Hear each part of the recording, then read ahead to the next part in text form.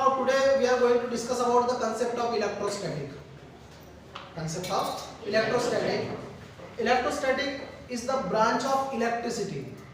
It is the branch of electricity. मतलब electricity में बहुत सारी ब्रांचेस है, उसमें से इलेक्ट्रोस्टैटिक जो है वो एक इलेक्ट्रिसिटी का ब्रांच है. Basically there are two types of electricity.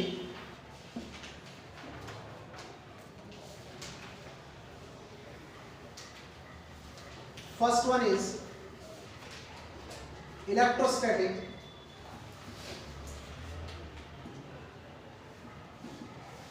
and second is current electricity. First is electrostatic and second is current electricity. Now what is the basic difference between this electrostatic and current electricity? तो नाम देखो इसके, electro है मतलब वो electric field को show कर रहा है, स्टैटिक दिख रहा है, स्टैटिक का मतलब होता है स्टेशनरी, मतलब rest condition. That means in this case charges are at rest, they are at rest, they are in stationary condition. Charges का मोशन नहीं होता. तो चार्जेस जो है वो किस कंडीशन में होता है? Rest condition. उधर चलो, क्या लिखा है यहाँ पर? करंट. इलेक्ट्रिसिटी तो बताइए, इलेक्ट्रिसिटी मतलब वो इलेक्ट्रिक फील्ड को शो करता है. क्या क्या लिखा हुआ है? Current. How to define the current? Current को कैसे डिफाइन करते हैं? Flow of charge. Flow of charge इसका मतलब चार्ज रेस्ट में होगा क्या? नहीं. तो यहाँ पर चार्जेस किस में होंगे? मोशन में. समझे बात को? मतलब जिस इलेक्ट्रिसिटी में चार्जेस रेस्ट कंडीशन में होते हैं वो इलेक्ट्रोस्टैटिक, और जिसमें चार्जेस मोशन में होते हैं वो current electricity. Basically there are two types of electricity. First one is called as electrostatic and second is called as the current electricity. Electrostatic मतलब वो इलेक्ट्रिसिटी जिसमें चार्जेस रेस्ट कंडीशन में होते हैं, और करंट इलेक्ट्रिसिटी मतलब वो इलेक्ट्रिसिटी जिसमें चार्जेस मोशन में होते हैं. ठीक है? That means we can say in this case charges can not be move from one place to another place. इसका मतलब चार्जेस एक जगह से दूसरी जगह पर नहीं जा सकते. तो फिर क्या होगा यहाँ पर? ये इलेक्ट्रिसिटी कैसे डेवलप होगा? तो यहाँ पर चार्जेस का मोशन नहीं होता, चार्जेस मूव नहीं होते. यहाँ पर चार्जेस मूव होते हैं क्योंकि चार्जेस का क्या हो रहा है? यहाँ पर मोशन हो रहा है. लेकिन यहाँ पर चार्जेस कैसे है? रेस्ट में है. तो चार्जेस का मोशन हो सकता है क्या? नहीं. लेकिन चार्जेस का यहाँ पर क्या हो सकता है? Transfer. Now what is the basic difference between this transfer and move? ऐसा लगता है ना कि ट्रांसफर और मोशन सेम ही होगा. ऐसा लगता है ट्रांसफर और मूव जो है वो एक ही वर्ड है. There is difference. कैसे पता? जैसे मैं यहाँ पर खड़ा हूँ और मैं यहाँ से यहाँ तक जा रहा हूँ, that is called as movement. मैं खुद चल के आया, चार्ज वही करता है, खुद चल के जाता है, उसको हम लोग मूव कहते हैं, मोशन कहते हैं. लेकिन अगर समझ लो मैं यहाँ पर खड़ा हूँ, ठीक है, और किसी ने मुझे उठाया और उठाकर वहां तक लेकर गया, तो मेरा क्या हुआ? ट्रांसफर. मेरा मोशन मतलब मैं मूव हुआ क्या? मैं क्या हुआ? ट्रांसफर. समझे? अगर आपको बोला जाए यहां से नियर बाय डिस्टेंस अगर है और आपको बोला जाए जाओ, तो आप पैदल जाओगे. ठीक है? अगर आपको मैंने कहा कि यहाँ से आप नागपुर चले जाओ, तो आप पैदल जाओगे क्या? नहीं. आप किसी व्हीकल में बैठोगे. तो व्हीकल क्या कर रहा है? मोशन. ठीक है? फिजिक्स के लॉ के अकॉर्डिंग आप भी मोशन में हो. मैं ये नहीं बोल रहा कि आप मोशन में नहीं हो, लेकिन आप एक्चुअली मूवमेंट कर रहे हो क्या? नहीं. आप तो बैठे हो. आप खुद मूवमेंट कर रहे हो क्या? नहीं. तो आपका क्या हो रहा है वहां पर? ट्रांसफर. और इस प्रकार से रेस्ट कंडीशन ऑफ चार्जेस को एक बॉडी से दूसरे बॉडी में ट्रांसफर किया जाता है. रेस्ट कंडीशन ऑफ चार्जेस को एक बॉडी से दूसरे बॉडी में ट्रांसफर किया जाता है क्योंकि वो मोशन नहीं कर सकते. ठीक है? अब एक बॉडी से दूसरे बॉडी में ट्रांसफर कैसे किया जाएगा? तो अभी मैंने क्या बोला कि मुझे किसी ने उठाया और लेकर गया, मतलब दो बॉडी कांटेक्ट में आई. आप बस के अंदर बैठे, आपकी बॉडी और बस कांटेक्ट में आई, इसका मतलब ट्रांसफर अगर होना है तो उसके लिए कांटेक्ट की जरूरत पड़ेगी. इसका मतलब इलेक्ट्रोस्टैटिक के रेस्ट कंडीशन ऑफ चार्जेस को एक जगह से दूसरे जगह पर अगर लेकर जाना है, एक बॉडी से दूसरे बॉडी में अगर लेकर जाना है, तो बॉडी के बीच में क्या होना जरूरी है? कांटेक्ट होना जरूरी है, बॉडी के बीच में फ्रिक्शन होना जरूरी है, and hence this electricity is called as the frictional electricity. Without any friction charges can not be transfer from one body to another body. Charges एक बॉडी से दूसरे बॉडी में ट्रांसफर नहीं हो सकते. कब तक? जब तक दो बॉडी के बीच में क्या नहीं होगा? फ्रिक्शन नहीं होगा. And hence this electrostatic is also called as frictional electricity. ठीक है. और इसका अगर एग्जांपल देखा जाए तो बहुत सारे एग्जांपल है. डेली लाइफ में हम लोग बहुत सारे इलेक्ट्रोस्टैटिक के एग्जांपल देखते हैं, एक्सपीरियंस करते हैं उसको. पता नहीं रहता हम लोगों की ये इलेक्ट्रोस्टैटिक है. देखो, करंट इलेक्ट्रिसिटी अपने घर में ही है. स्विच ऑन करो, फैन चालू.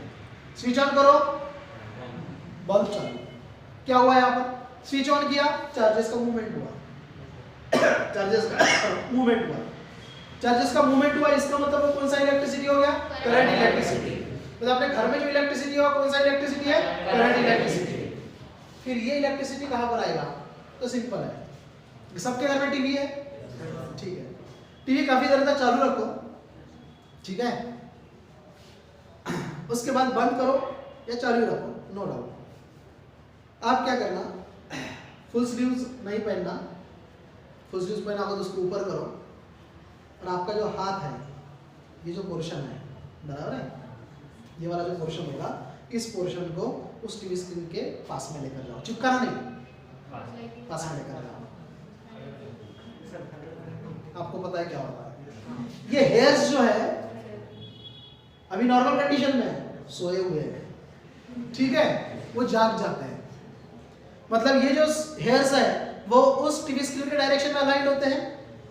यहाँ से उखड़ के तो जाते नहीं, लेकिन वो टीवी स्क्रीन के तरफ अलाइंड होते हैं, टीवी स्क्रीन के डायरेक्शन में अलाइंड होते हैं.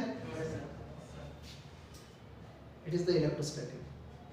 मतलब अपने हाथों के ऊपर कुछ चार्जेस है, हेयर के ऊपर चार्जेस है, टीवी स्क्रीन के ऊपर कोई चार्जेस होंगे, वो चार्जेस इन चार्जेस को क्या कर रहे हैं? अट्रैक्ट कर रहे हैं. लेकिन चार्जेस का मूवमेंट हो सकता है क्या? नहीं. तो बॉडी का ही मूवमेंट हो गया. मतलब बॉडी जो है, मतलब बॉडी मतलब यहाँ पर हेयर हो गए, ये हेयर को ही उस डायरेक्शन में जाना पड़ा. क्यों? क्योंकि चार्ज वहां पर ट्रांसफर होने की कोशिश कर रहा है. मतलब हेयर का टीवी स्क्रीन के साथ में क्या हो रहा है? वहां पे फ्रिक्शन है, कांटेक्ट हो रहा है. बराबर है. हेयर को जाने की जरूरत थी क्या? नहीं. लेकिन हेयर क्यों जा रहा है? क्योंकि हेयर के ऊपर जो चार्जेस है वो किस कंडीशन में है? रेस्ट में है.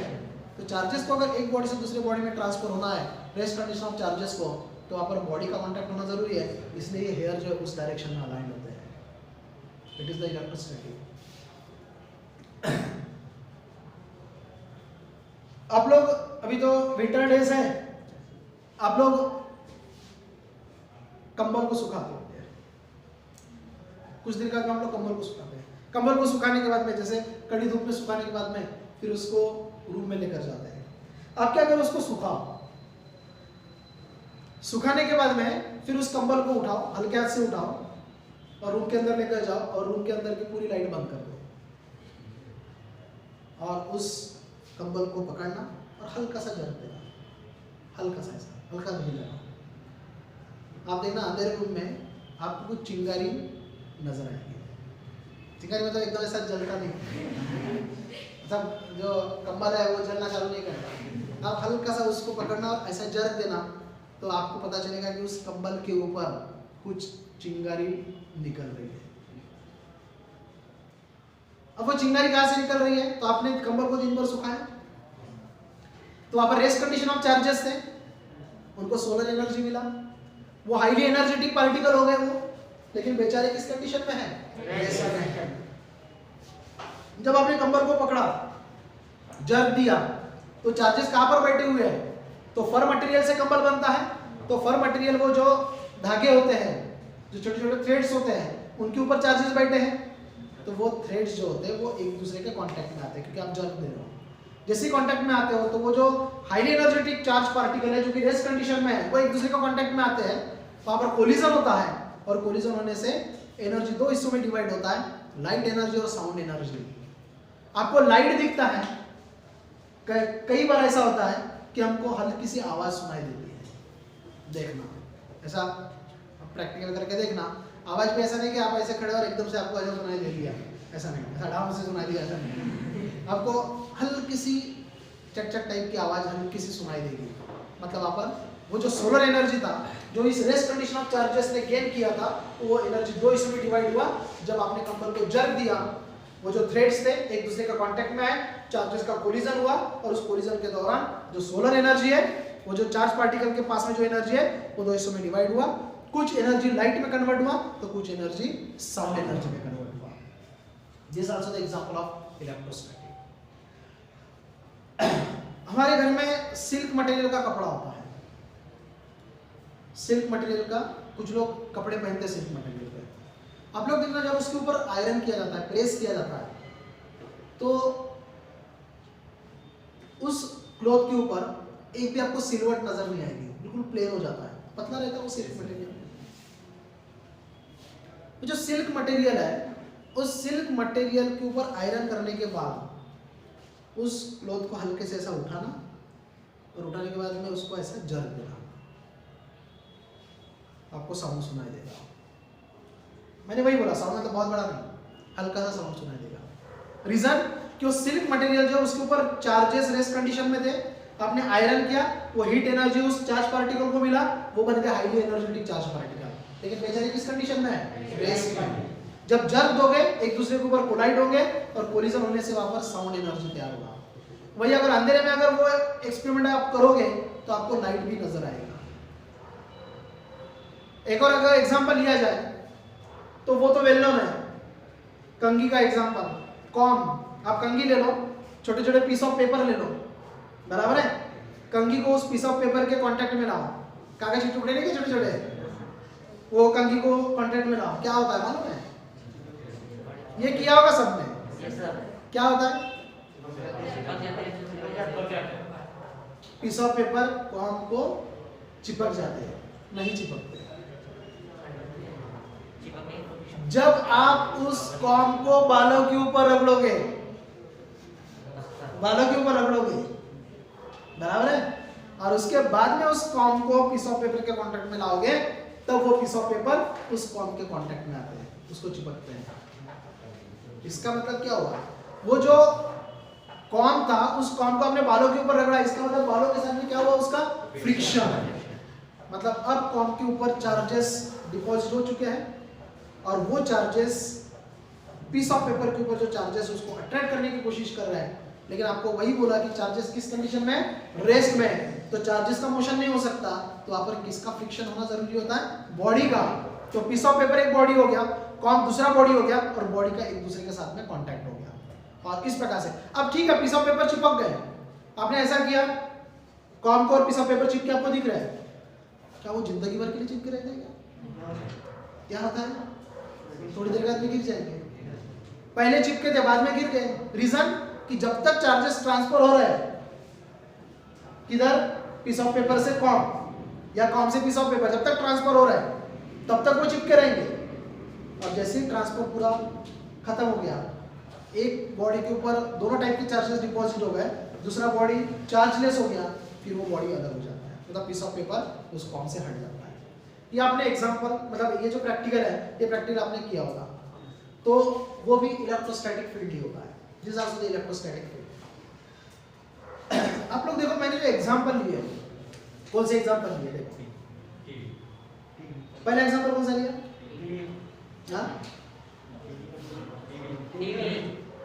हाँ, टीवी का एग्जांपल लिया।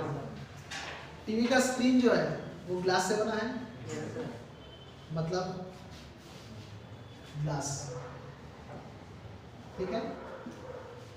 सेकंड एग्जांपल कौन सा लिया? कंपैक्ट। कौन सा मटेरियल होता है वो? फर। थर्ड एग्जांपल कौन सा लिया? सेल। फोर्थ एग्जांपल कौन सा लिया? कॉम, कंघी। कंघी कैसे? लोहे से बनती है। कैसे बनती है? प्लास्टिक। बराबर। ये जो चारों मटेरियल है, अपने घर में जो इलेक्ट्रिसिटी, जिसको हम लोग कौन सा इलेक्ट्रिसिटी कह रहे हैं? Current electricity. अगर करंट लगता है तो प्लास्टिक का यूज किया जाता है कि नहीं? प्लास्टिक का यूज किया जाता है, बराबर। रबर, हम जो ग्लोव्स पहनते हैं वो कैसे बनते हैं? रबर से। वो इसी कैटेगरी में आता है कि नहीं आता? ग्लास जो है उसमें से करंट पास नहीं होता, ध्यान में रखना। इसका मतलब ग्लास जो है करंट इलेक्ट्रिसिटी का बैड कंडक्टर है, फर जो है वो करंट इलेक्ट्रिसिटी का बैड कंडक्टर होता है, सिल्क जो है वो करंट इलेक्ट्रिसिटी का बैड कंडक्टर होता है, और प्लास्टिक तो करंट इलेक्ट्रिसिटी का बैड कंडक्टर होता ही है। जो करंट इलेक्ट्रिसिटी के बैड कंडक्टर है वही इलेक्ट्रोस्टैटिक के क्या है? गुड कंडक्टर्स है। क्योंकि अभी इलेक्ट्रोस्टैटिक फील्ड जो हम लोग डिस्कस कर रहे थे उसमें कौन से एग्जांपल लिए हमने? ग्लास, फर, सिल्क, प्लास्टिक। इसका मतलब इलेक्ट्रोस्टैटिक फील्ड के लिए ऐसे मटेरियल की जरूरत पड़ती है। That means these are the good conductors of electrostatic but bad conductor of current electricity. तो जो मटेरियल इलेक्ट्रोस्टैटिक के गुड कंडक्टर होते हैं वो करंट इलेक्ट्रिसिटी के बैड कंडक्टर्स होते हैं। क्लियर है? Concept of electrostatic as well as concept of current electricity. Now the concept of electrostatic, that means in this case charges are at rest, charges rest condition में होते हैं। अब charges तो है, इसका मतलब वो खुद का इलेक्ट्रिक फील्ड तैयार करेंगे। जैसे ये पॉजिटिव चार्ज है और ये पॉजिटिव चार्ज है,